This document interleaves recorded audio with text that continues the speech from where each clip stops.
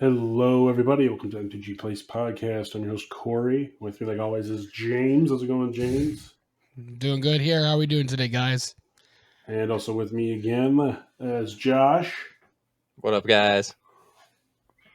So today we're talking Murders at Karlov Manor Commander set. So Yeah. MKC. Yep, for sure going to be in a Commander lens. Yes, it's going to play him in Commander or like Legacy Vintage anyway. True. Me and Josh will be at MagicCon. That's some news. So, Yep, that is a thing. That's coming up. If you guys see us, say hi. Yeah. So should we just jump into it? We're doing just rares and mythics, no reprints, because that way it cuts the 500 cards down to 40. So Yeah, we're not talking about the deck. Otherwise we'll be here for 3 hours, and we don't want to do that. Especially for just talking about reprints. It's not really necessary. We would need to do one deck at a time or something like that. Yeah, exactly. All right, so who wants to start with the first one? All right, so we'll be going in Wooburg like normal here. So our first one we have is called Armed with Proof. It is a 2 and a white for an enchantment. When Armed with Proof enters the battlefield, investigate twice. And then clues you control are equipment in addition to their other types, and have equip creature gets +2/+0 and equip 2. Yeah, you need to be in the clue deck, and I don't even see it's that strong. I wish it said artifacts. Yeah. Not just my god. Clues. Yeah, I mean, getting 2 clues for 3 mana is not bad though, because I mean, like the best thing is what the 3-mana inspector, 1 mana, get a clue and a 1. Yeah. 3 mana, 2 clues, and you can later equip them. I don't know how good it's gonna be in Commander though, because you'd rather just play the white red or something and just sack the artifacts to some other effect. Right. I feel like clues are usually kind of used as fodder anyway, a lot of the time. That or Urza, you can tap them. They're artifacts, whatever you can do. Yeah, or they're exploited in some other way. Or just pay the 2 to draw. It almost seems better than paying the 2 to do something +2/+0. Yeah. With Thraben Inspector 2 or the new Inspector, you can bounce them, flicker them much easier than just an enchantment. You can flicker this though, because it does ETB. Yeah, but what card says flicker an enchantment? Only creatures. Usually you're flickering target creature or something. Yeah, no, Brago's anything. Though, right? Yeah, it's any permanent. Same with Yorion, so you could play it in there maybe. Yep. But yeah, the bottom part is worthless. You're only caring about getting the 2 clues. Very rarely are you got to be in a pretty desperate position, I think, to use that second part, in my opinion. I'd rather play the toggle. The rocks are only equipped 1, right? Yeah. Yeah. You want to draw the card anyway from there. Yeah. You're paying 2 mana. Yeah, for 2 mana, I want to draw a card anyway. All right, that's kind of the point, right? Yeah, all right. We'll go to the new Immortal Obligation. 1 and a white instant. Return target creature card from opponent's graveyard to the battlefield under their control with a duty counter on it. For as long as that creature has a duty counter on it, it is goaded, can attack you or a permanent you control, and can block creatures you control. There's a card Corey loves. But it's an opponent's graveyard. Yeah, it's opponents. The goaded thing is fine for Commander, but if you're playing 1-on-1, once you're down to 1-on-1, it's just you just bring back the creature to do nothing. So what if it has a good static effect for him? Yeah, then that would suck. This is for. I wish it was under your control. That's if it's goaded and can't attack them, it'd be better because then I could bring back their Elish Norn for 2 mana and just wipe their board or something. Yeah. Yeah. This is the politics. This is where you get into those groups. It's like, I'll bring that back for you, but you can't attack me, of course. Yeah, if you're playing like a group hit deck or something. Hit James the whole time. Politics deck. Yeah. Or if it was your graveyard, you could do weird shenanigans with like Phage, but no. Oh this is a fun card. You love it's that. Medium. It's mediocre card to me. Yeah, it's okay. It's not great. I hate Goaded as a mechanic in general. So yeah, I know that's your favorite mechanic in Magic. All right, next up we got the Merchant of Truth. It's 2 white for a 2/5 Flying Angel Detective creature. Whenever a non-token creature you control dies, investigate, and clues you control have exalted. Okay, this is a card. A million times better than that first card. Yeah, fuck that enchantment. This is way better.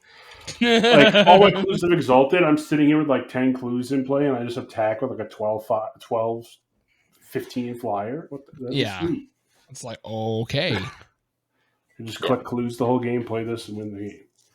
Seems pretty insane. It snowballs itself basically too, because every time something dies, it just gets bigger basically. Mm-hmm. Yeah, you just can only attack with one creature then, but like whatever. You can also just play. Who cares if it's huge? So.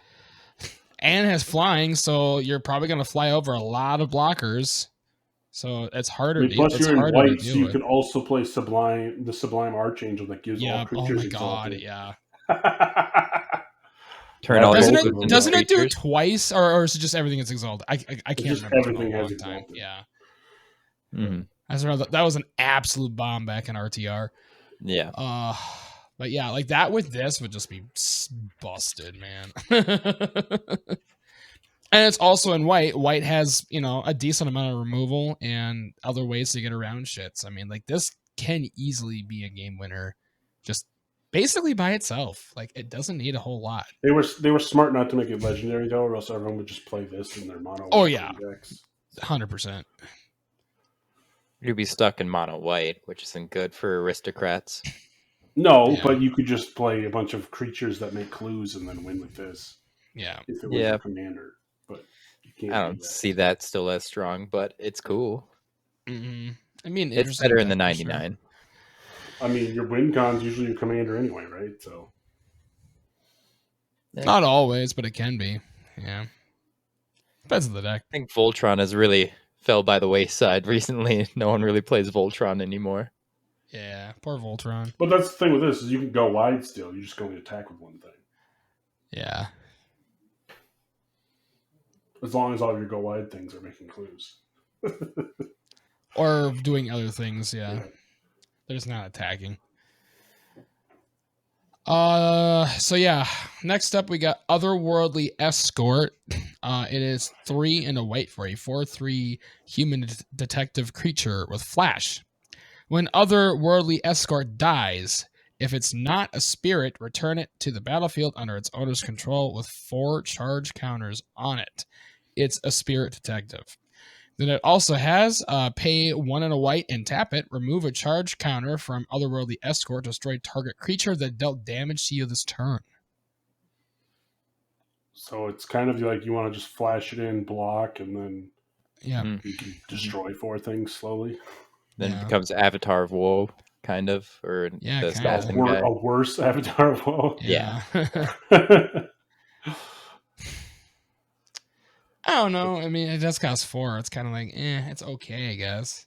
It's okay, yeah. I don't know if it's amazing. I mean, if you have a detective deck, it's a detective.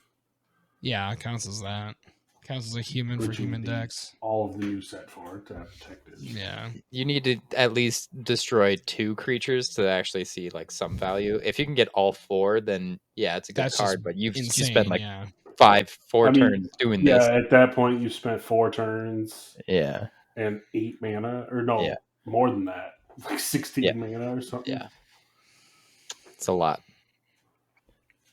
Yeah, I don't know about that one. It's like I could just play Wrath. Yeah.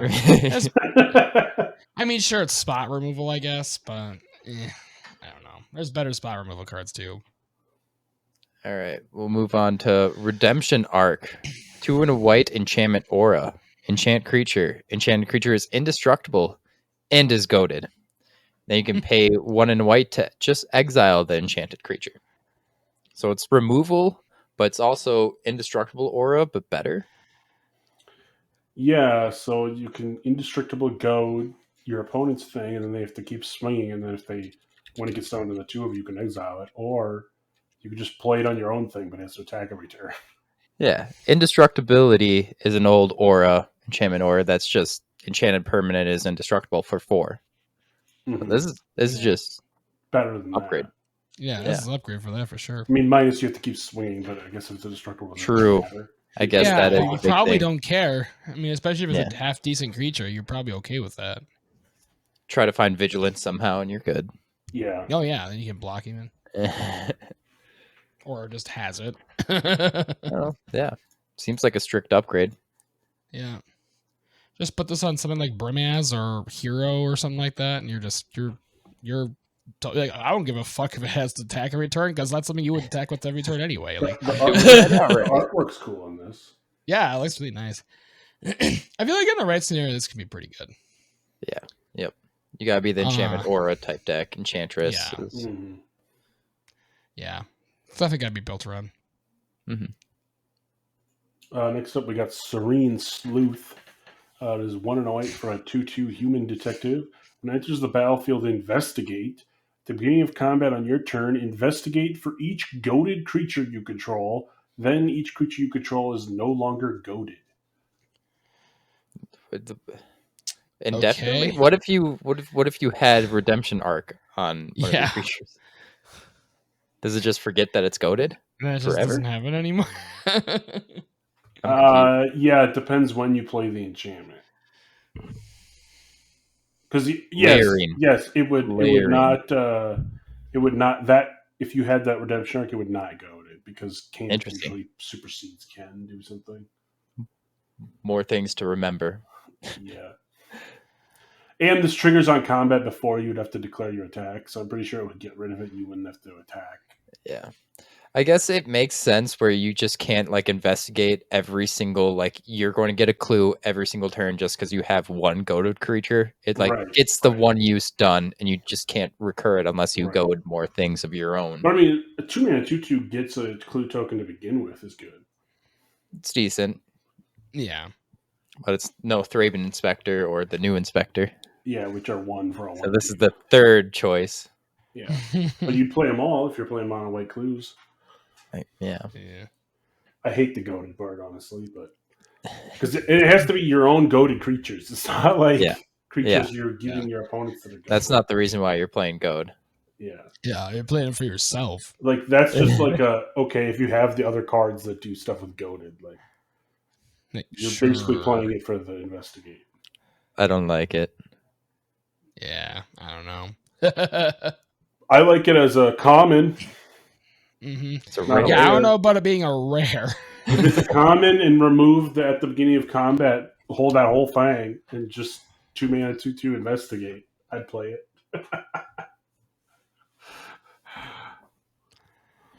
Yeah. All right, up next we got Trouble in Pairs. It is 2 white for an enchantment. If an opponent would begin an extra turn, that player skips that turn instead. Okay. Whenever an opponent attacks you with 2 or more creatures, draws their second card each turn, or casts their second spell each turn, you draw a card. Yeah. This is insane. This is awesome, right? This is a good card, man. Card draw in white? What? Card draw in white, and it's anti-extra turn stuff, so it's anti-blue. Yep. I already love not only anti-extra turn, it's anti a lot of stuff, really. I mean, they can still attack you with 2 creatures, whatever. Yeah, but you get cards for it. Mm-hmm. You get a payout. Nice. You could definitely play this in your Ghostly Prison deck. Mm-hmm. Mangara, the Diplomat. It's basically that. Yeah. Mangara is a sweet card too. This would be perfect for that. 100%. Yeah. Yeah, that's a good card. That's really good. This is the best white card we talked about, right? Oh yeah. I'd say so. It's definitely up there. Very, very good. All right, we'll move on to True Identity. 1 and a white, enchantment. Whenever true identity or another permanent you control is turned face up, scry 1. Then draw a card. This ability triggers only once each turn. Ooh, I hate that. And it has disguise for white. I mean, it's white card draw. You can only do it once a turn. Yeah. It is nice that you can trigger it on itself, so you can just, 3 mana the next turn, flip it up. Realistically, are you flipping more than one each turn? I've played morphs before, and it already costs 5. It costs quite a bit of mana. So it's usually kind of expensive. Yeah. Yeah, if you're playing that kind of, it needs to be the disguise deck. It needs to be the morph deck. Yeah. Which it will fit. It will see play in that deck. I guarantee it. Yeah, because by itself, it's a 4 mana scry 1 draw. That's bad. Mm-hmm. Yeah, I mean it's okay for white, I guess, but it's still bad compared to the other white card draw that exists now. There's definitely other cards. Trouble in pairs. Trouble in pairs. Yeah. Huh? Next up, we got Unexplained Absence. It's 3 and a white for an instant. For each player, exile up to 1 target non-land permanent that player controls. For each permanent exiled this way, its controller cloaks the top card of their library, which is basically Manifest, but it has Ward 2. Okay. It's not too bad. I mean, Cloak in general has been good. That blue card that we were talking about that said we didn't care for it that much, it ended up in limited being True Name Nemesis. So. Yep. It's actually pretty good. It happens sometimes, Yep. But this you get a target, so I like that a lot. Yeah, and it just exiles I don't really care about giving them a 2/2 if I'm exiling their best thing.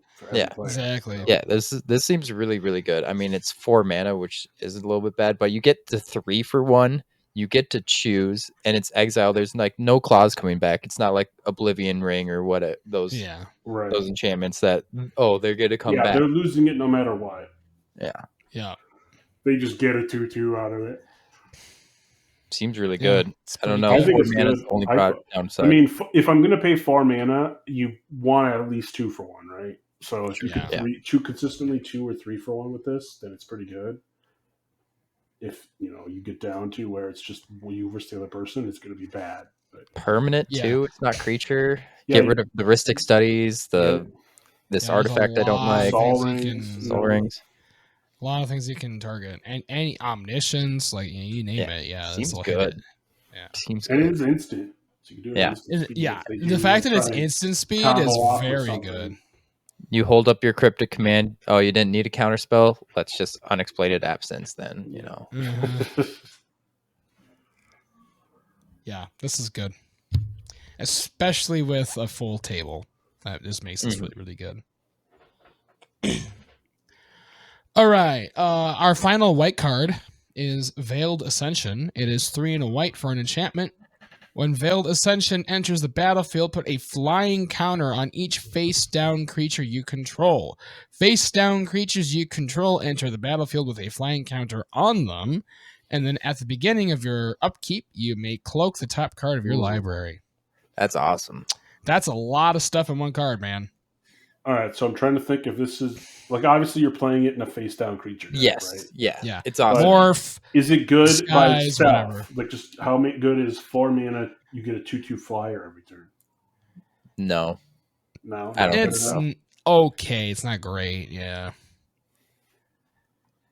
but it's still okay. Yeah, pretty bonkers, and it's still okay. But bonkers in a face-down creature. In a morph or whatever deck. This is more really for disguise deck or whatever. Yeah. Yep. The face down, I guess. Whatever. Manifest, whatever. So face down deck. Yep. Yeah. I feel like that's gonna really become a thing with all these cards are given for it. There's some really good stuff. Well, it is a theme in MKM. So disguises. Yeah, you buy this commander deck, the disguise one. Yeah, the disguise commander deck. Okay. Well, that's cool. So that's white. Some good cards, some pretty mediocre cards though at the same time. Definitely Merchant of Truth, Trouble in it's definitely at the point where You're probably going to buy the singles that we talk about that you want, and not go out and buy the whole deck unless you actually always. Because you're gonna get some of these other rares and kind of cry because they're if it's your first time, get a commander deck, but buy singles usually is what you want to do. Like a brand new player or something, but use our affiliate link. It's down below. Yep, in the show notes. Help you out. All right, we'll move on to blue. Case of the Shifting Visage. 1 blue. At the beginning of your upkeep, surveil 1. To solve, if there are 15 or more cards in your graveyard. And when it's solved, whenever you cast a non-legendary creature spell, copy that spell. Okay, so I'm guessing this stays in play after you solve it? Is it like an emblem, basically? Yeah. Yes. Okay. So basically, at the beginning of your end step, you check if it was solved, or if you met the solve thing, and if you do, then it just is solved forever. Even if you exile all the 15 cards after that, it's already solved. Yeah. You get the last effect forever at that point. Nice. But you always get the beginning of your upkeep surveil 1. So you'll get surveil 1, and then also have whenever you cast an legendary spell, copy it if you have it solved. So how good is 3 mana at the beginning of your upkeep surveil 1? Pretty good. Then wasn't there that Ascara search for Odskranta, that 2 mana one back in Ixalan?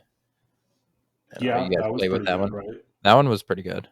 And eventually you're going to hit 15 cards. Well, in 15 turns you will, for sure. But you're going to add more there that way. No, this 15 cards is pretty easy in Commander, actually. Yeah, in Commander, it's not especially if you're building towards it. Yeah, of course. That's you have a Commander deck. That's 15% of your deck.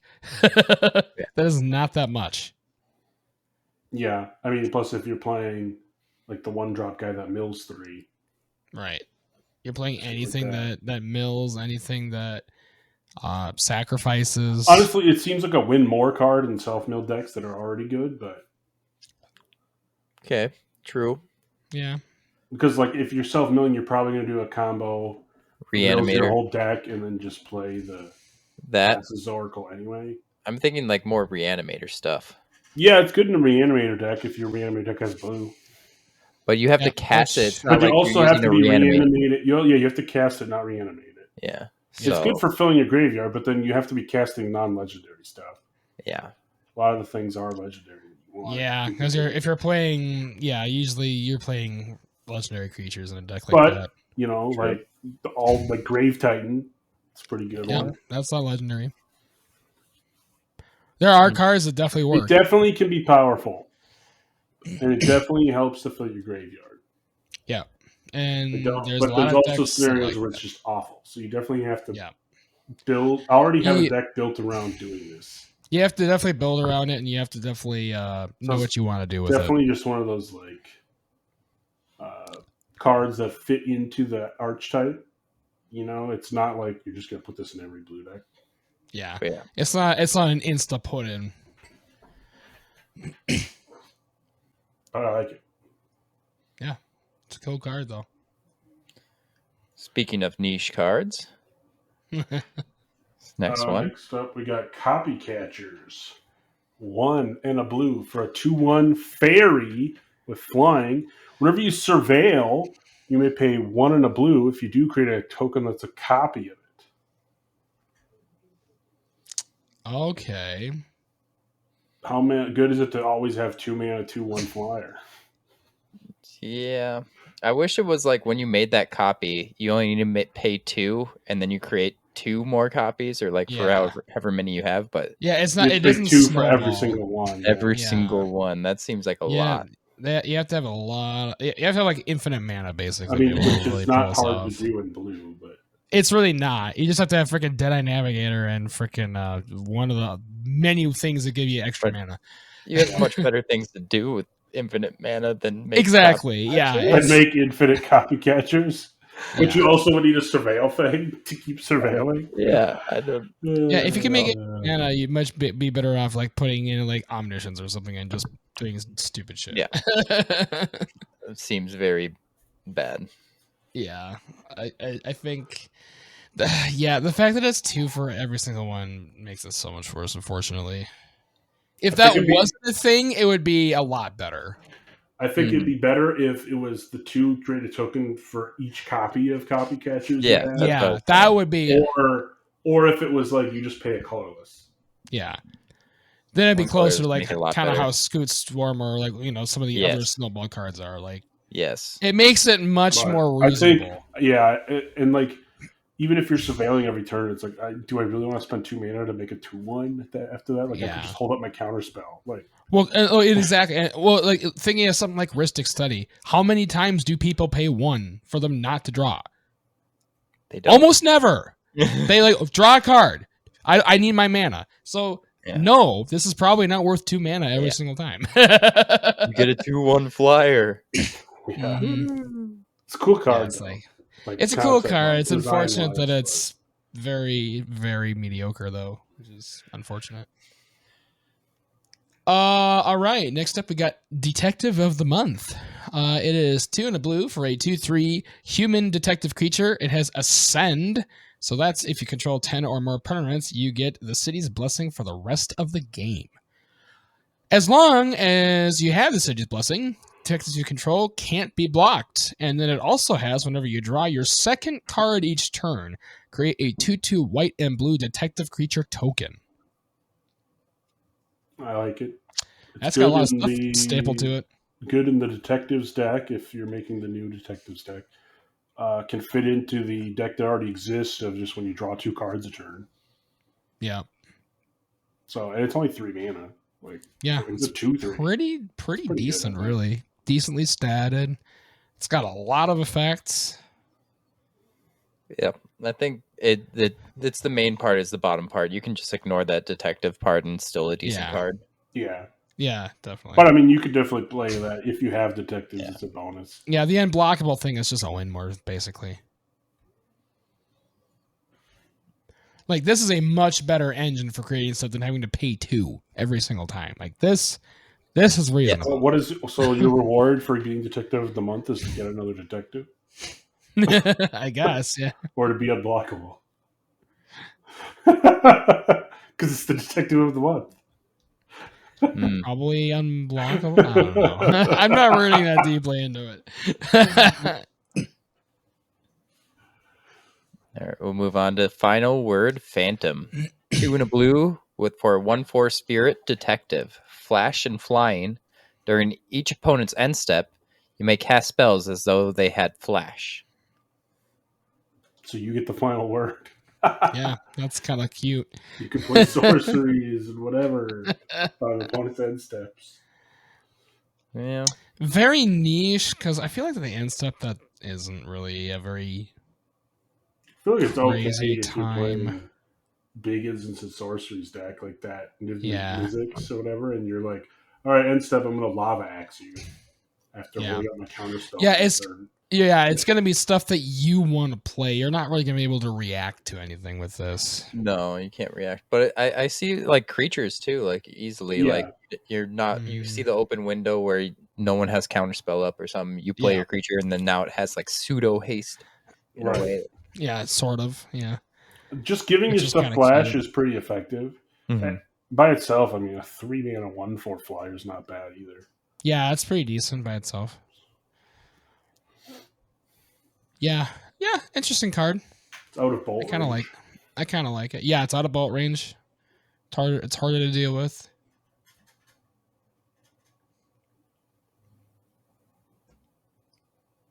All right, we got Follow the Bodies. 2 and a blue for a sorcery with Gravestorm. What the hell is that? When you cast the spell, copy it for each permanent put into a graveyard from the battlefield this turn. Oh, I see. Okay. And then investigate. So we conclude. Okay, so you're just making an ass ton of clues of shit died, basically. Yeah, but you just need, 3 to make it good? I wish it was an instant, though. Yeah, instant would be sweet. Anti-board wipe. Yeah. It's like, oh, you're gonna cast your stupid, Wrath of God. Oh, okay, I'm gonna get a fuck ton of clues.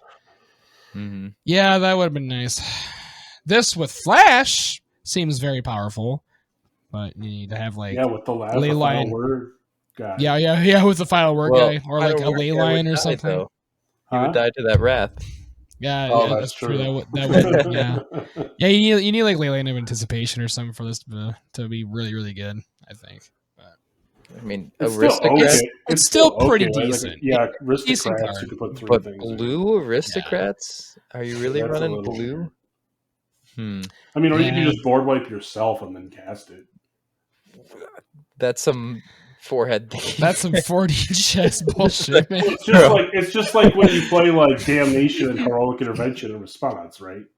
And one side board wipe. But you're like, okay, I was gonna board wipe anyway, and I have an extra 3 mana, so I might as well play it and just get some value. And then you pay 6 mana to draw 3 cards. Like that's do that later. That seems pretty bad. But you have to get 3 to make this worth it, right? Sure, yeah. Like if you don't get 3 clues, it's bad. Mm-hmm. Yeah, and you still have to pay the mana for the clues. That's the other thing. So, yeah, you're gonna get a bunch of clues, which in the right deck that might be fine because there's like the decks that use clues and stuff for other purposes. It would just be better if it just had regular Storm, right? Oh yeah. Like Gravestorm. You're in blue. Weird. You're in blue. Yeah, this is very much. If it was in black, it would be a different story. I'm just like, how am I going to put a bunch of stuff into my graveyard? Yeah, and then cast a sorcery. If you're playing like Dimir or something, maybe, but I don't know. Yeah, you'd have to be playing like blue-black Aristocrats. Yeah, is that even a thing? Or blue-black-white, like Esper or something. I don't know. It's okay. If you could find it and make it work, it'll be good. If you can get 3+, if you can't, you're definitely not gonna play it. Or if you have this pair with like something that gives it flash, that it gets infinitely better. But yeah, otherwise, I don't know.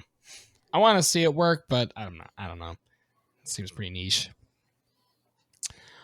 Next up we have Tangle Trove Kelp. It is 5 blue, 7 total for a 6/6 artifact clue plant creature. It has Ward 2. At the beginning of each combat, other clues you control become 6/6 plant creatures in addition to their other types until end of turn. Then it has pay 2, sacrifice this, draw a card. So that is a good clue win con right there. Yeah, this seems sick. It's a 7 drop, a cool. But turns all your clues into 6/6s. It's a 7 drop, but if you could cheat it in or something. It's a 7 drop, but it's a freaking bomb. That's like a game winner. Yeah. Especially if it's uncontested, like you just win. But if you have any, even a couple clues on the board, that's a lot of power. Yeah. Yeah, I like it a lot. Yeah, that's a sick card. All right, last blue card. All right, it's the Watcher of Hours, 5 and a blue for a 6/6 Sphinx creature. Has flying and ward 3. Whenever you remove a time counter from Watcher of Hours while it's exiled, surveil 1. Suspend 6 for 2 mana. I mean, that's pretty good. Yeah, that's a sick card. 2 mana, spend it, and then you surveil every turn. Get a 6/6 flying ward 3. It's pretty good. That's pretty decent. Yeah. Fucking Sphinxes, man. They always are crazy. It's better than the last. What was that last Sphinx? The collect evidence one? This is better than that one. We don't talk about that one.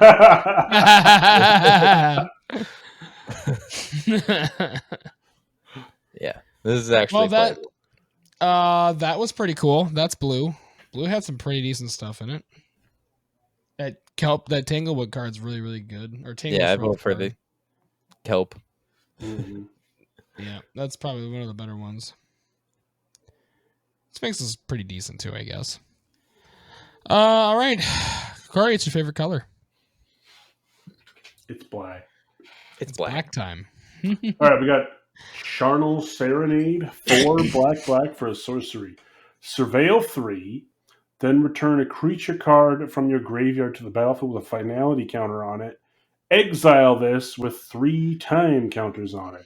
So it's one of those infinite cards because, well, kind of, because you'll keep getting, unless they counter or something, you'll keep suspending it with 3, just like that old blue one that kept bouncing things. This one will keep returning creatures to the battlefield. Yeah, so you're always suspending this, right? Yeah, you're always. I feel like 6 is a lot of mana to return a creature. It is nice that you can surveil 3 first, so like you probably won't whiff. Yeah. Right. The finality counter always gets me. Yeah, that sucks a little bit because the finality counter makes it be exiled. I don't want to play Reanimator and have finality counters on my guys. Like, it might be okay. Finality counter on your freaking Grave Titan or something. You're just sad if that dies in. Yeah. Well, if you have white in your Reanimate deck too, you can play you can't get counters on permanents. Yeah. Okay. Still eliminate. It's a little niche, but it works. 2-card combo to not do much. I don't know, man. I might try it. I'd probably try it, see how it plays. It might be fun. Because I mean, like you're probably because you have to wait 3 turns every time. You're probably getting 3 bringbacks. Like if you bring back your best thing 3 times, it's probably pretty good. That's like 9 turns. How long are your commander games? Well, as I was saying, the average game is like 8-ish turns. So if you get this 3 times, that's have to have like right a fucking maybe way. 2 times. Okay, 2 times. It's still good. Okay. Like you have to have this like on turn 3. But that's what I'm saying. Like, I mean, if you draw it on like turn 6, you can just do it whenever. Maybe you'll ramp it like a turn somehow, But I think there's better cards. There definitely is better cards. But if you want a repeatable bunch of stuff in your yard, I don't know. It seems okay. Yeah. I don't know. I just like graveyard shenanigans, so I'm gonna at least try it, see how good it is. That's Corey's thing. I like it because it's repeatable. If it wasn't repeatable, it would be like the worst card in the world. But like how many are you're going to I'm going to kill you before you have it repeat once. You're like, I'm going to wait for my spell to cast, and I'm going to be like, well, no, because I'm going to bring back my what the hell is it? The Archon or whatever. Okay, yeah, Archon. Exile your thing, and then you kill it, whatever, it leaves play, I still get to exile another thing. Yep. It's okay.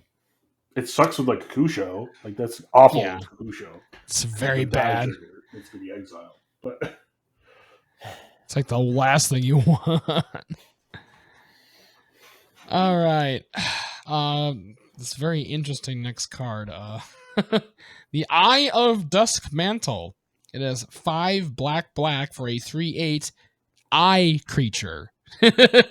Reminds me of those enemies in like Final Fantasy X. They're like the floating eyes. Yeah, but there's like the Gorgon Eye creature too that already existed. That was like a Gorgon Eye creature type. Yeah, it's eyes can't be blocked or something, or your eyes can't block. I think it was a downside. So this one, it has flying. It's a 3/8, so big butt and whatnot. It's got flying and lifelink. You may play lands and cast spells from among cards in your graveyard you've surveilled this turn. If you cast a spell this way, you pay life equal to its mana value rather than paying its mana cost. So bonkers if you can build around that's really if you can build around this does some work. It's good with that enchantment that made you surveil one every turn. You could just play that every turn. Yeah, exactly. But it's a 7-drop. Yeah, that's a lot of mana. 3/8. Why is it a 3/8? I know that's a strange PT, man. With lifelink. What? Mm-hmm. Yeah. Like you want to block with it because it has a 8 deep toughness, but you want to attack because it has evasion. You want to gain the life back because of the attack. Yeah. It's weird. Weird cards. I almost feel like it should be an 8/3. That would that would have made it a little more sense. Yeah, that'd be crazy then. Or an 8/8.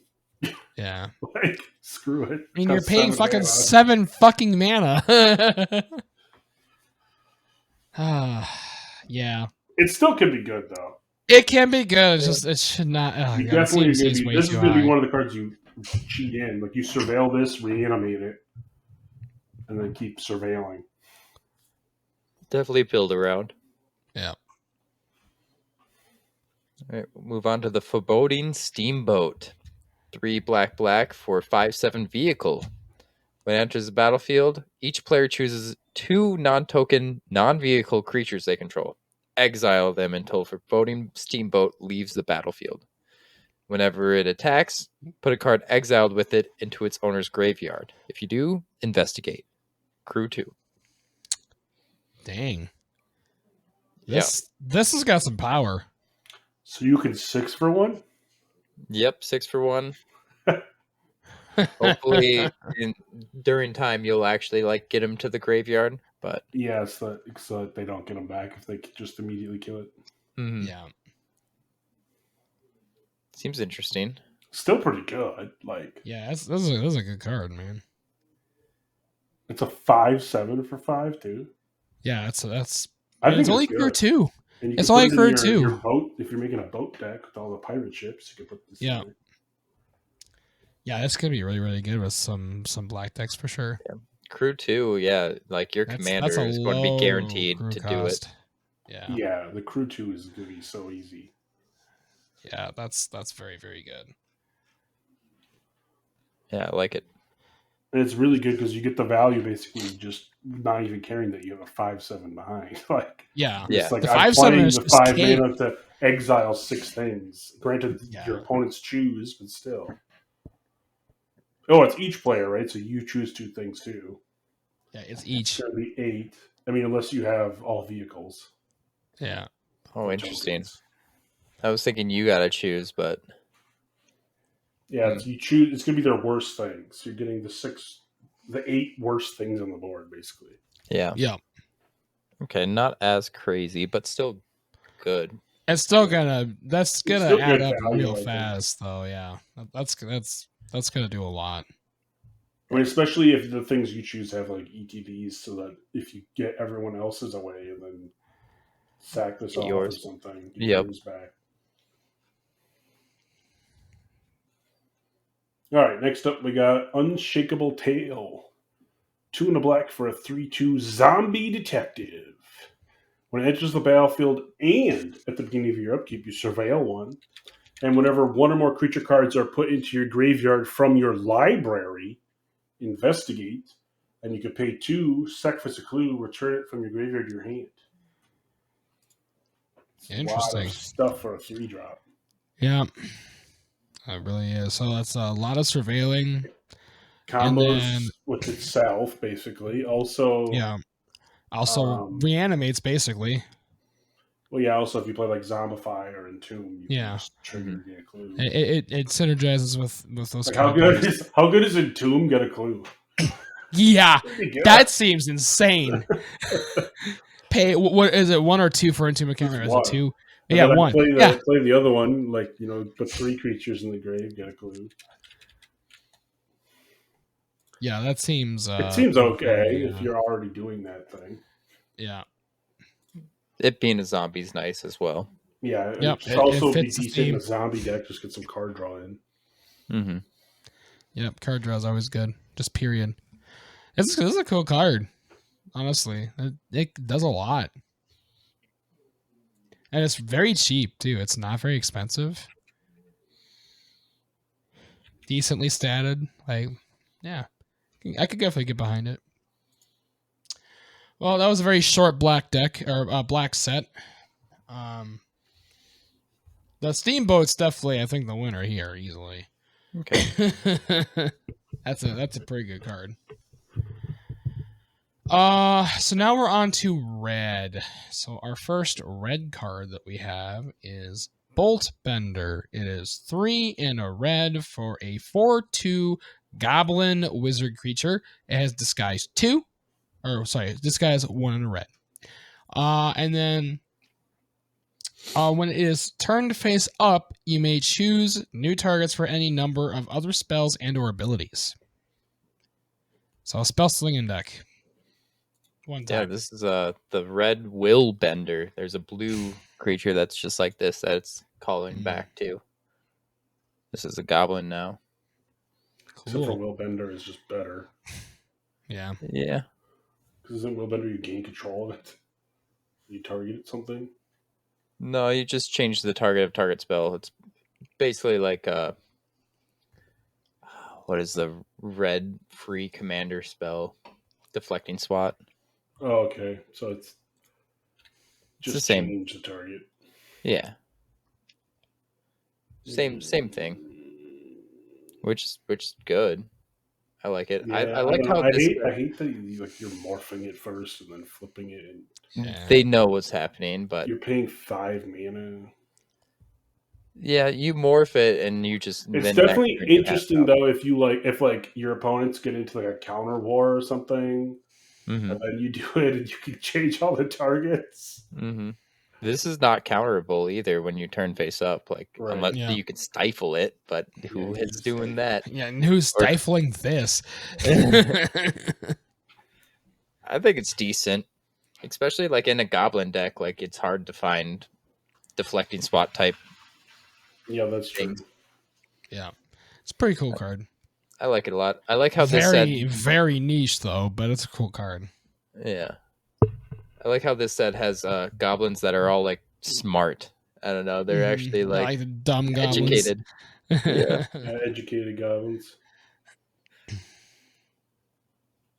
All right, we have next the Havoc Eater, 5 red for a 3/3 elemental, flying. When Havoc Eater enters the battlefield, for each opponent, goad up to 1 target creature that opponent controls. Then put X +1/+1 counters on it, where X is the total power of the creatures goaded this way. Oh, that's kind of cool. Okay, that's why it's only 3/3. I was about to say, why does this cost 7? So at worst, it's probably like a 6/6 flyer. Mm-hmm. At worst, yeah. Well, unless they have might no have creatures, yeah. Yeah, then you kind of cry. And it's only ETB. 7 mana is way too much. Yeah. Especially if you hit nothing, then that's real bad. Yeah. They are goated. If they all have super sweet things like Darksteel Colossus or something. Yeah. That's like dream scenario, right? Yeah, like the dream. Hit 3 Darksteels and this is 36/36. Yeah. It's like, well. And they have to attack, not you. Mm-hmm. And it's goaded forever. It's not like goad until end of turn, which is usually what goad is. That's true. I don't know. It's okay. I don't think it's very good. Yeah, 7 mana is a lot. 7 mana. It's very, very high cost. So. Yeah. Next up, we got Hot Pursuit. Ooh, all right. Hot Pursuit. 1 in a red for an enchantment. When Hot Pursuit enters the battlefield, suspect target creature an opponent controls. As long as Hot Pursuit remains on the battlefield, that creature is also goaded. The beginning of combat on your turn, if 2 or more players have lost the game, gain control of all goaded suspected creatures until end of turn. Untap them, they gain haste until end of turn. This is really interesting. Do I care? Do I care that I'm giving my opponent's creature can't block and menace and goad? And you only do it once, right? Yeah. Then how many creatures are you getting? Just the one, but you get the 1 back at the end of the game, for a turn. I don't know. I don't like it.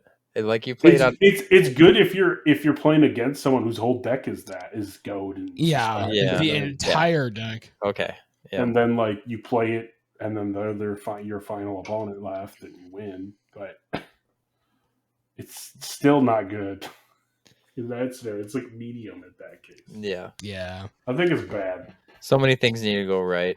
It's at best you have to kill 2 players and then you win the game then. Yeah. But at that point you already did half the work anyway. Mm-hmm. Mm-hmm. Usually you swing out and kill everyone at once or something like that. Yeah. You have to actually get both other 2 players and get mono like that. Rarely happens.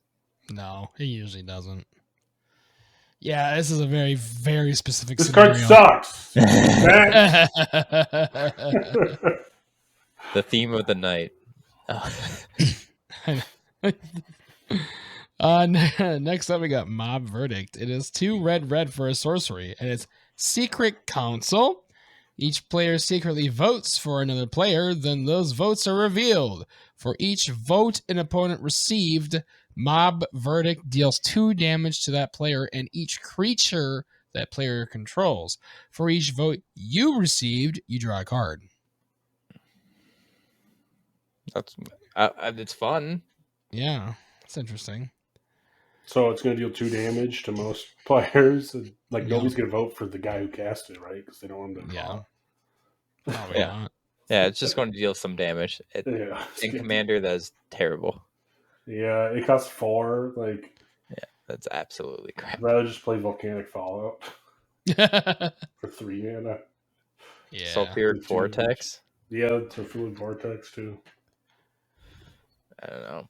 I mean, because like it's a secret vote, like so it's not like you could be like, all right, everybody vote for this guy. I mean, you could. Yeah, I guess you could still, but and then it's still only 6 damage. Like, yeah, it's pretty bad.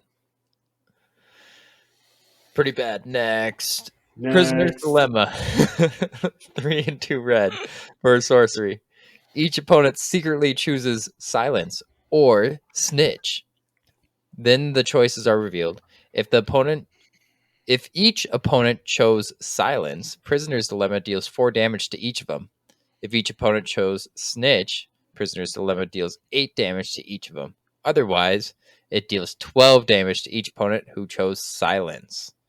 Has flashback too. What 7. The hell? So if one person chooses Silence and the rest... Oh, so you need someone to choose each, basically. Yeah. Well... And that does 12 to only Silence. Yeah, then it only does 12 to the people who do Silence. That's so weird. That's a weird card, man. It seems fun, but you need to be in like the double damage type deck. Yeah. For it to even be okay. But like you don't choose how much damage is going. And you know, like what we were it's just not saying. You, I guess. It's only opponents. Yeah, but people can collude. Like they all look at each other and like we're all choosing Silence, aren't we? Well, then we'll choose 12. Then one person says Snitch. No. I don't know. It seems fun, but probably not viable at all. I mean, if you're one-on-one, they take 4, right? Yeah. Yep. For 5 mana. Which is It's okay. I think it's an okay card. You have to have a way to like double damage or something. Yeah. Or double cast it or something. It's cool fun. Flavor. I'll give it good. They're fun. Yeah, it's great flavor for sure. It's real cool in that regard. It's just not that practical, unfortunately. Next up, we got Show-Stopping Surprise. 3 red for an instant. Choose target creature you control. Turn it face up if it's face down. Then it deals damage equal to its power to each other creature. Okay, Chandra's Ignition? Or it's just creature, it's not player. Yeah, just creature. But still decent, I think. I mean, it's a free flip up if you have something that costs more than 5 to flip up. Yeah. Plus you get to kill something. It does hit your own creatures. That's true. Chandra's Ignition does not. I don't think. Maybe it does. If it's a big enough creature, you can wipe their board. Yeah, that's the main thing you want to do. I mean, it does hit yours too, though, so that's not great. Yep. So I don't know. If it hit face like Chandra's Ignition, this would be amazing. But yeah, that'd be very, very good. Yeah. I mean, if you have like Stuffy Doll or something,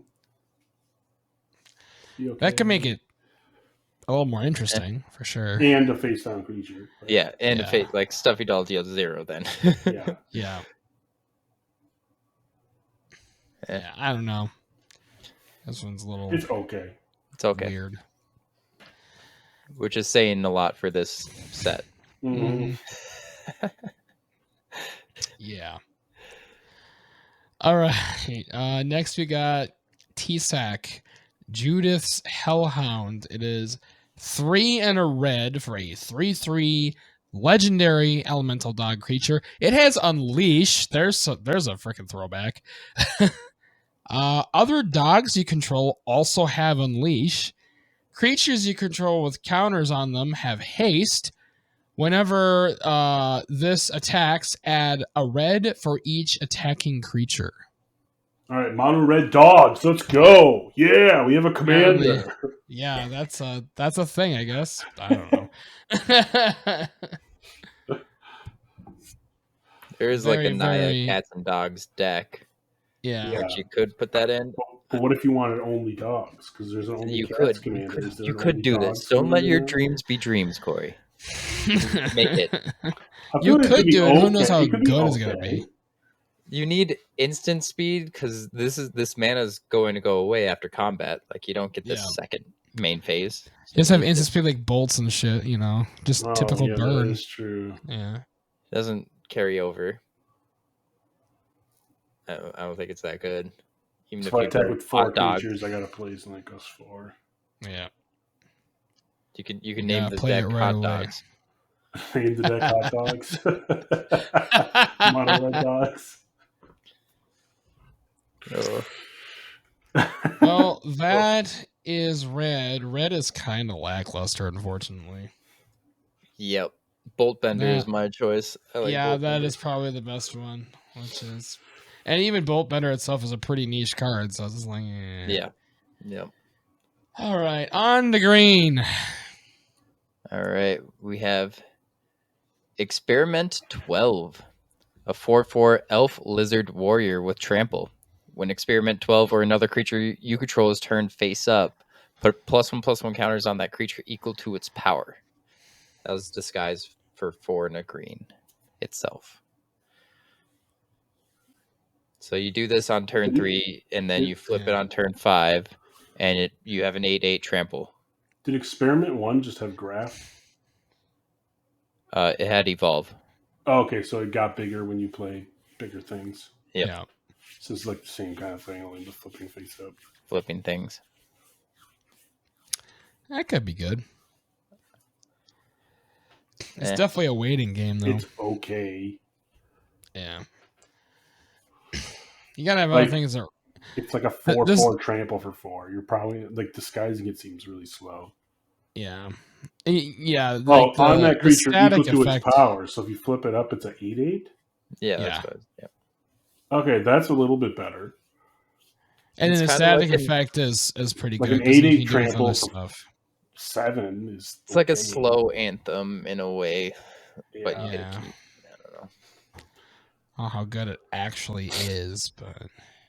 Could be good if you have a bunch of things that get turned up all at once somehow. Yeah. Yeah, you just kind of go off. And then just attack with everything. I feel like it's something you really got to plan for, though.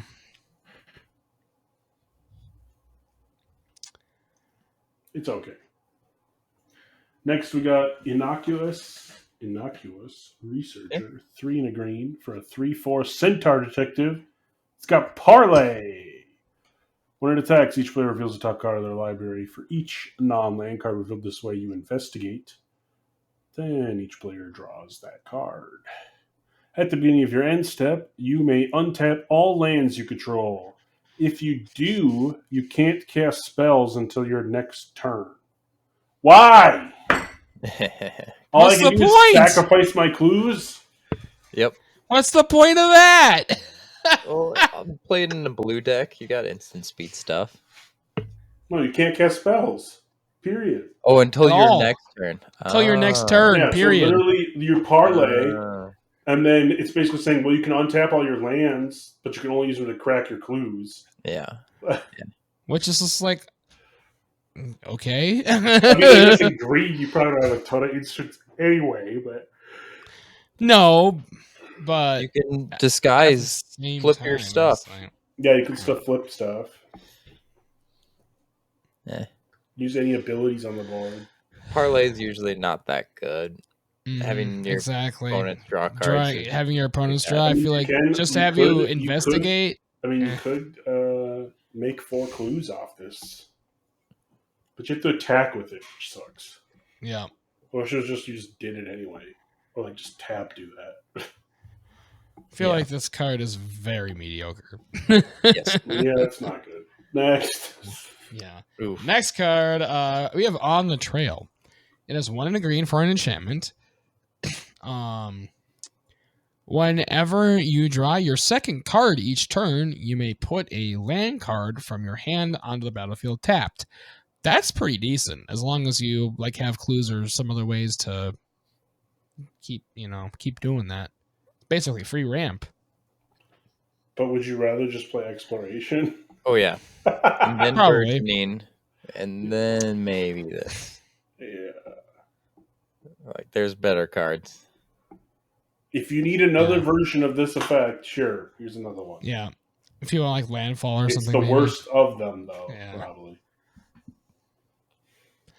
Yeah. Yep. It's okay. Another bad card. We move on. Print Lifter Ooze. 1 and a green for a 2/2 Ooze with Death Touch. Has Disguise for 3 and a green. And then whenever the Ooze or another creature you control is turned face up, create a 0/0 green Ooze creature token with Trample.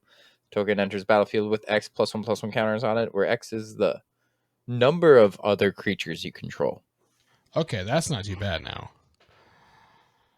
It only costs 2 or 4 for the Disguise. 2 only, right? Yeah. Like why disguise it? Why would I pay 7 to get like a 2/2 and a 1/1? It's for each other creature. They don't have to have Disguise. So you have like 10 creatures out. You flip them, you get a 10/10. Yeah, but then you have to have 10 other creatures out. Yeah, I mean, that's the whole point of this card. You need creatures. But I think it's better just playing it out like on turn 2 as a 2/2 and then just flipping other stuff throughout the game to get value. Sure. Then it is if you already have 10 creatures and then pay a bunch to flip it. This could definitely be a value card in the right scenario. With the slime against humanity. Yeah, slime against humanity. You need to be in the right deck. Yeah.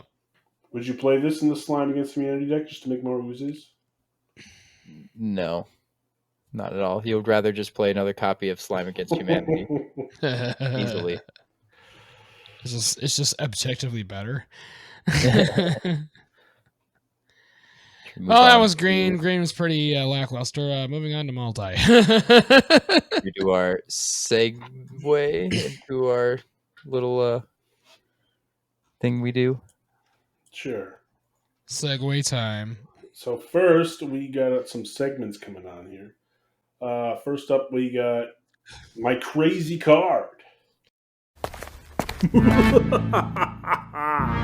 Corey's crazy card. Corey's crazy card. Yeah, so my crazy card this week is Sorrow's Path.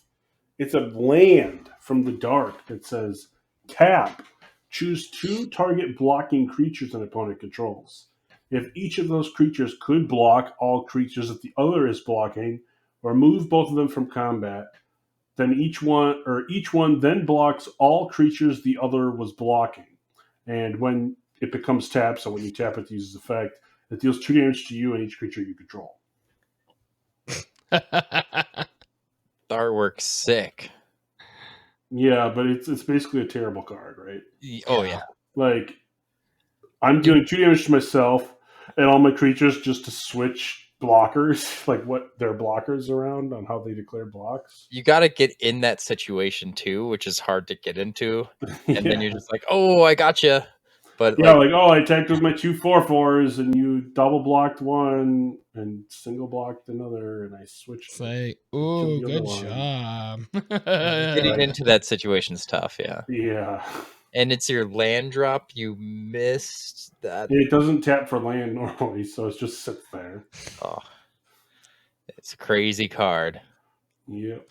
It's pretty crazy bad card. Oh. Hey, you stuck with the theme of the night. Got him. All right, what is Josh's jank combo?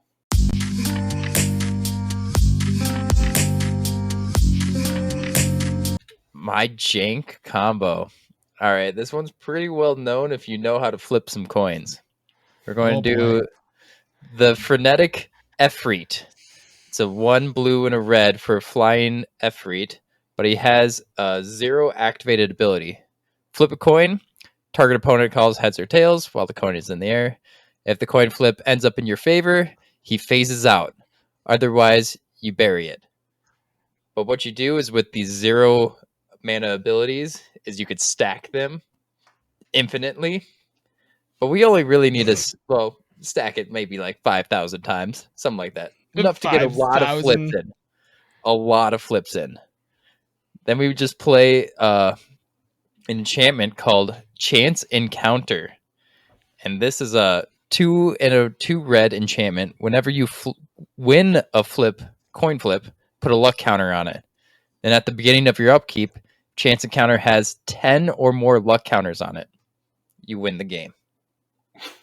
So out of that like 5,000 we flipped before, you had to win at least like 10 of those flips. And then on your upkeep, you win the game. Pretty easy.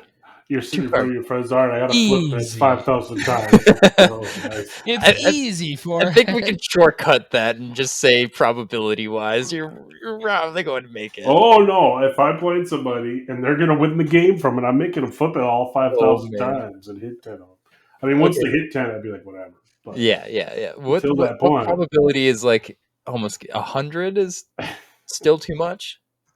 50? You should win 10? I mean, technically, it should be 20. It should be 20, but you could have really bad luck. Yeah. Yeah. I mean, if you have my luck, then sure. Then we go to 5,000. Yeah. It's going to take a while, boys. All right. Just saying. So that's why I don't play chance stuff. That's why I play shit like this.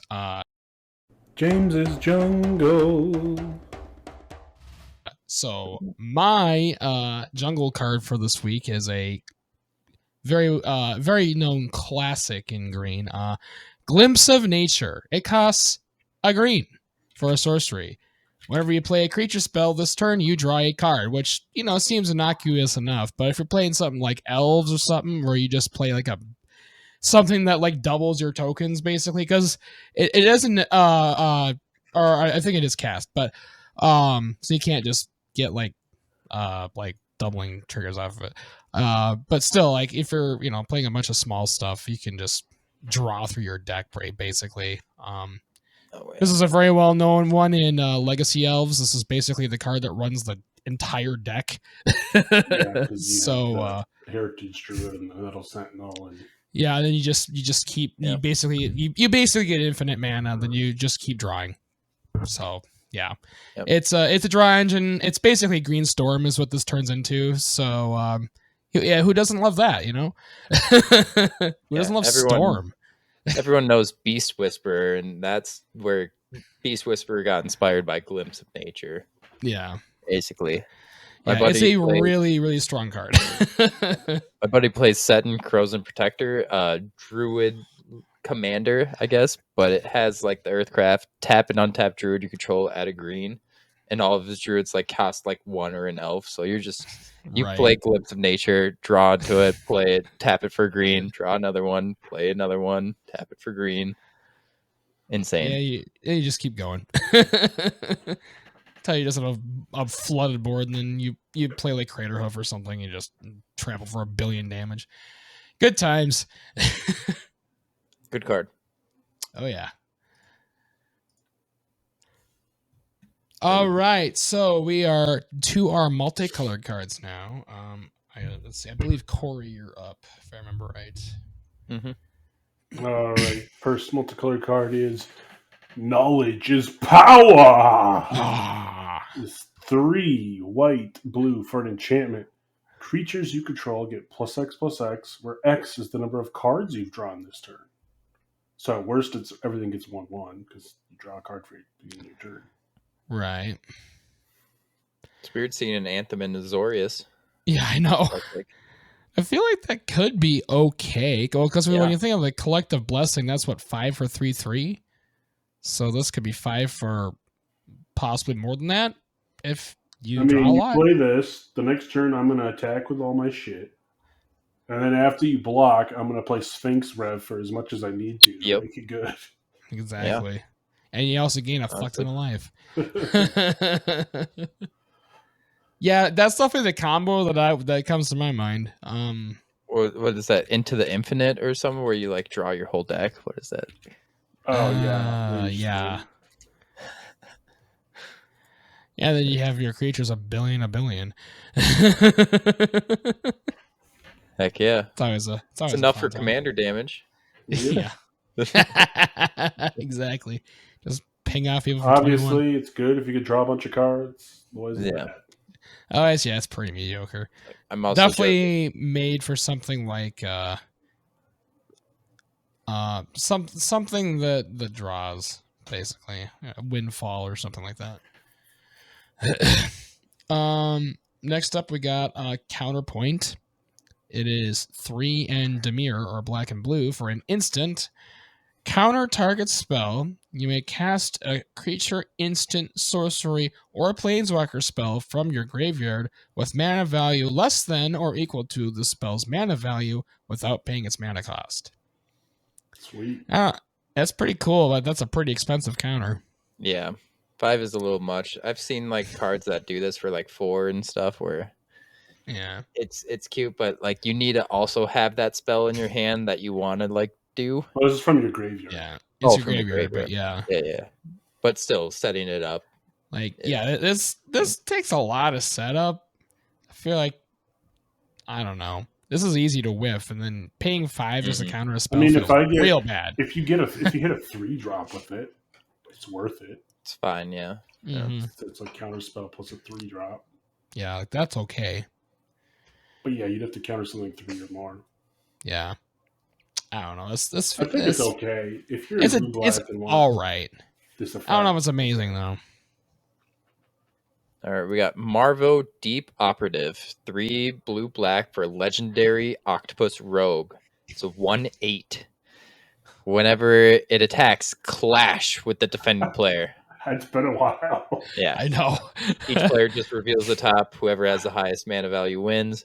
Whenever you win a clash, draw a card, and you may cast a spell from your hand with mana value 8 or less without paying its mana cost. Okay. That seems Clash fun. was in what? Lorwyn, I think? Yeah, that's a long time ago, yeah. Yep. That's an cast a spell interesting card. 8 or less for free. Wasn't Clash mostly like green though? No, there were some black ones too. Yeah, there's a couple. There was a decent black one that was like the discard a card, and if you win the clash, it goes back to your hand, I think. Oh yeah, people have fun with the Clash deck now. So you could keep like playing 2 mana, make them discard a card. Right. There was I think the best one was green, but yeah. It's a cool card. I don't know how good it is, but it's kind of cool.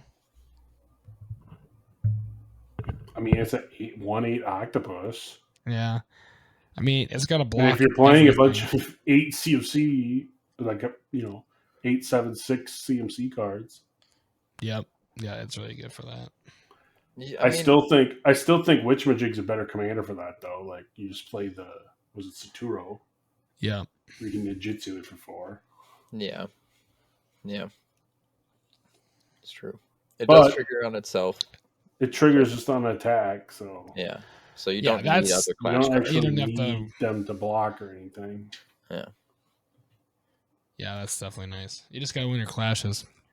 Yeah, I'd rather play ninjutsu. I agree with that. It's Octopus Rogue. Yeah, that's such a strange combination. About to grab that dagger right there. Yeah, it's going for it. It's definitely cool. Yeah, it's a cool card, definitely. You could just play it in the 99 of that Octopus Sea Creature deck. Sure. Yeah. It would definitely fit. You could play stuff for free.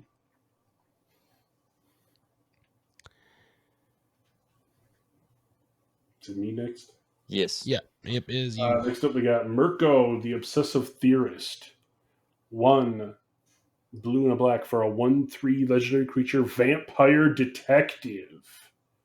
It's got flying and vigilance. Whenever you surveil, put a +1/+1 counter on it. And at the beginning of your end step, you may return target creature card with power less than Mirko's from your graveyard to the battlefield with a finality counter on it. There's that there finality counter again. Every time. Gosh. There's our surveil deck. Yeah. There we go. Yeah, it's right there. Stupid finality counter. Yeah. It's been so good, much better. It's like it's 3 mana for a 1/3. Like yeah. It would have been so much better. If you surveil enough, you get commander damage. Yeah, like it's definitely still good. Yeah. Because you could just commander damage someone out. So and you can attack and block with it because it has vigilance. Isn't there's a demon that you can like pay 2 life to surveil one or something, so you can just like really pump this guy up and get real deep into it. Yeah, that'd be good.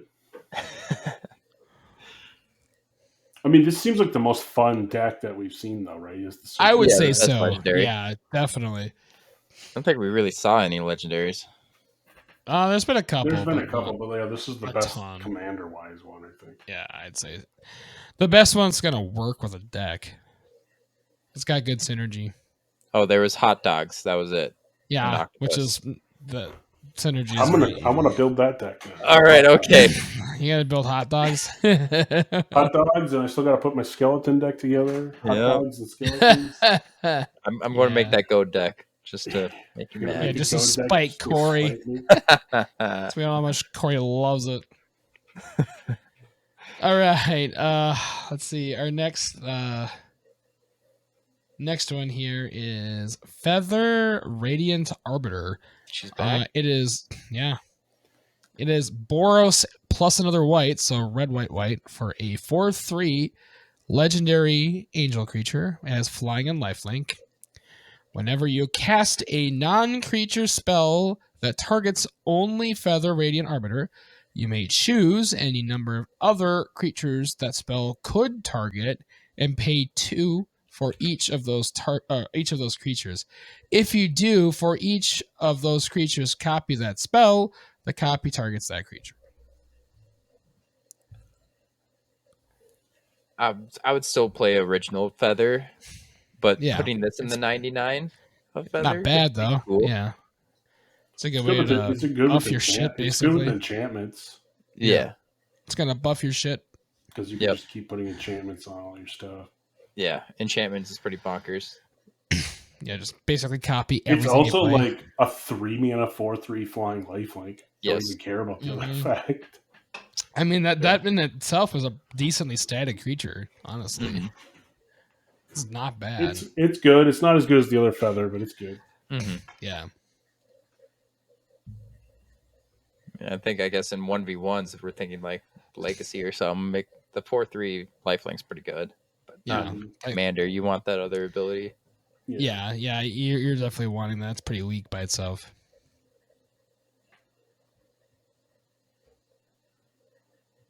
Oh yeah, it's me. We are on to Nelly Baraka, Impulsive Accuser. 2 red and white for 2/4 human detective that's vigilant. Whenever Nelly attacks, suspect target creature. Then goad all suspected creatures.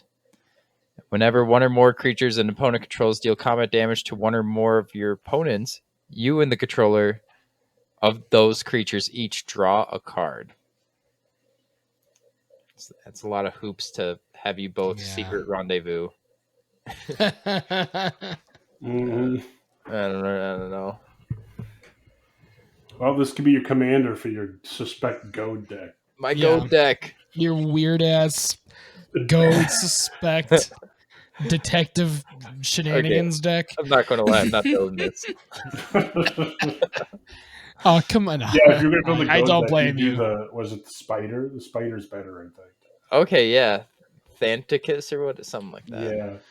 That Jund spider. Yeah, the Jund spider I think would be better for a goad deck. Yeah. Like that. It's very, I don't know, interesting card. All right, next up we got Take the Bait. 2 red and a white for an instant. Cast this spell only during an opponent's turn and only during combat. Prevent all combat damage that will be dealt to you and planeswalkers you control this turn. Untap all attacking creatures. Goad them. After this phase, there's an additional combat phase. See, they're just like, no, you don't attack me. Attack other people, please. That's kind of funny.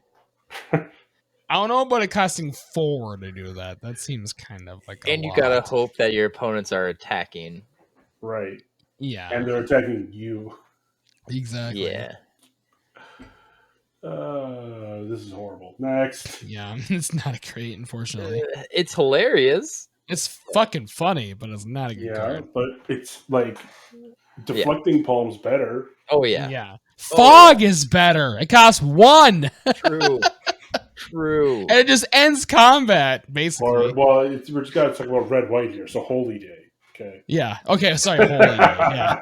That's the white equivalent of fog. Oh man. All right, Corey, you got the bear. I thought I just read this one. Oh, did you? You have the bear. It's my turn. I have the bear. My bad.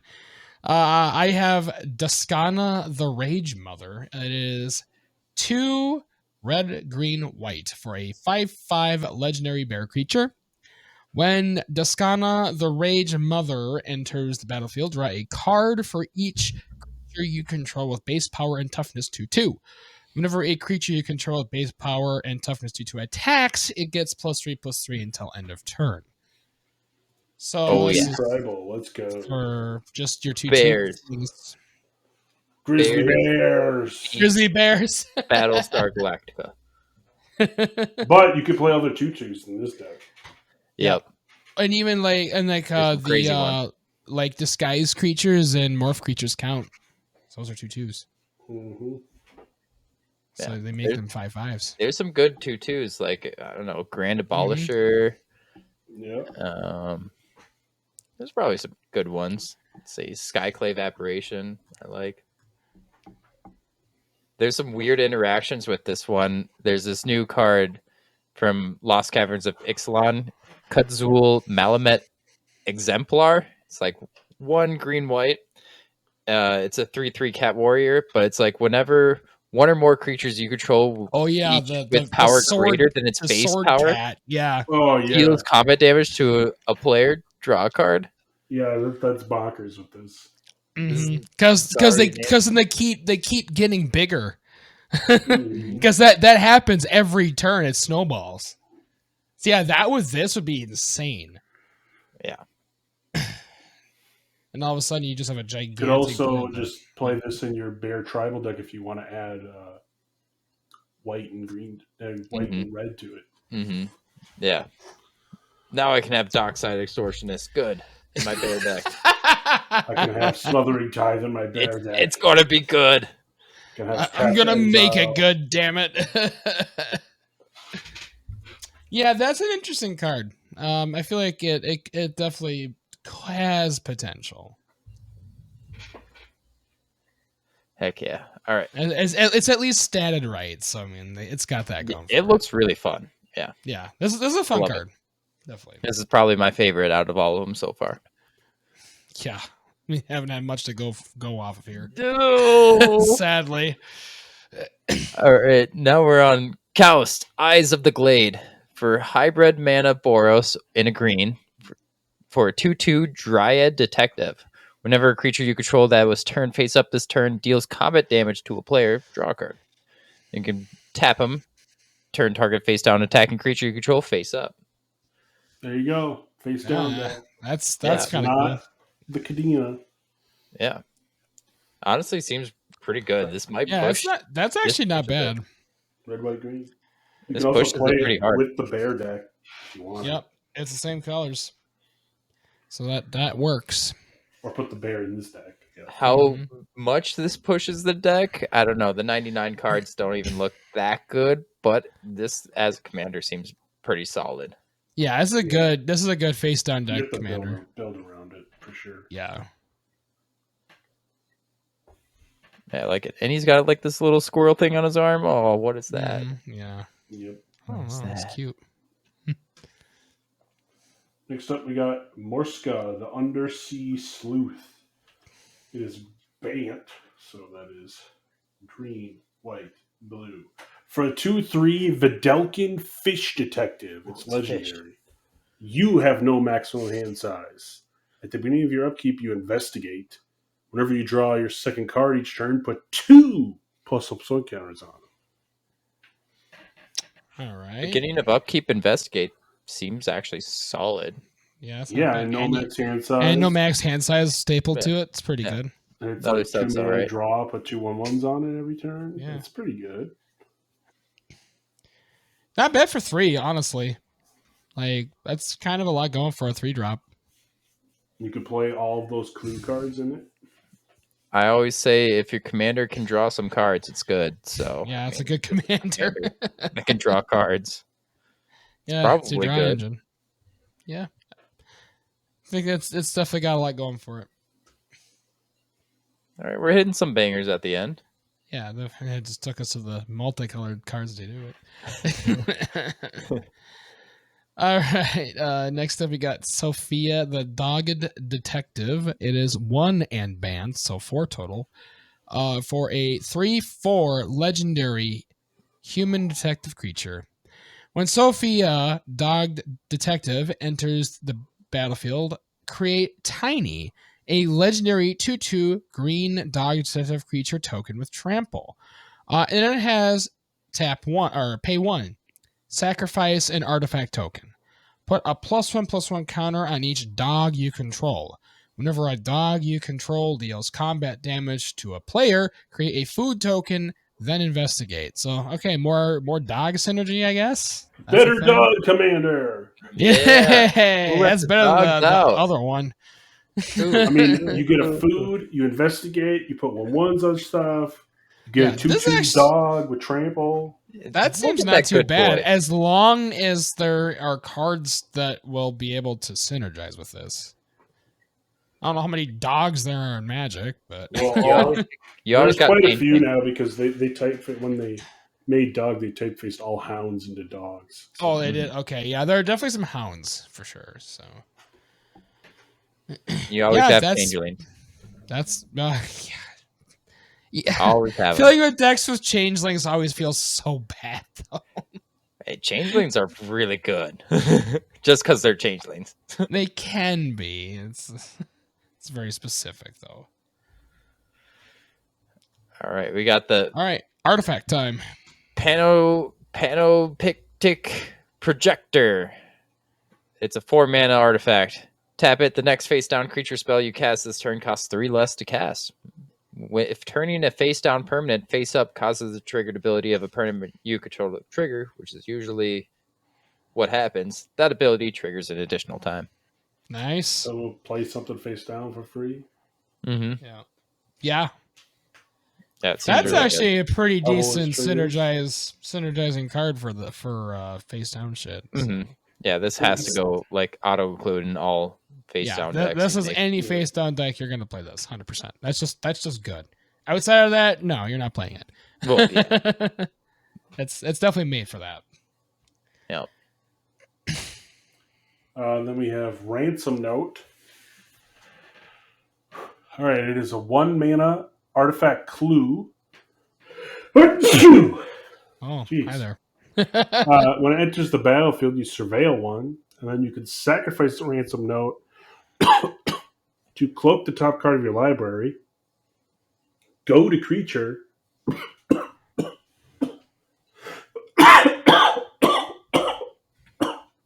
or as normal, just draw a card. So it's like an interesting, flexible clue that does more shit. Okay. But it costs a card. Yeah. Like it is a card. Right. I don't really like it.